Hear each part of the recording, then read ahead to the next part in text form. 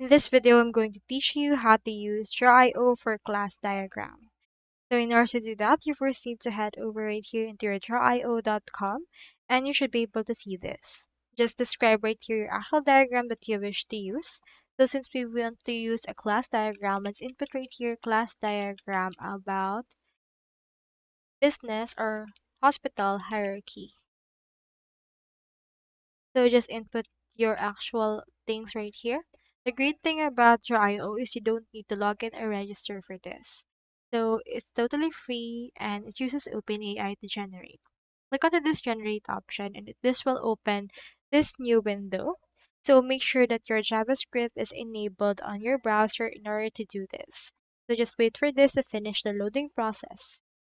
So in this part, this will generate the actual diagram regarding on the prompt that you have entered.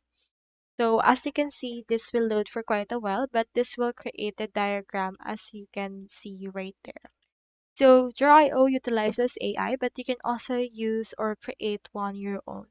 To do it, just click onto this more shape, then scroll down, and make sure that the UML and UML 2.5 is checked. Once it's checked, click onto this apply. Now, make sure to expand UML right here, and you should be able to see some shapes from UML that you can use to create a class diagram. So just wait for this to expand, and once it's done, just head over and then drag and drop it right here.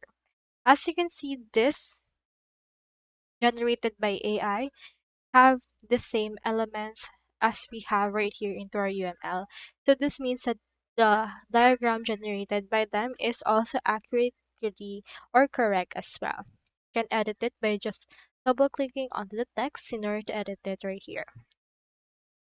So that's all there is today, and I hope this video helped you out.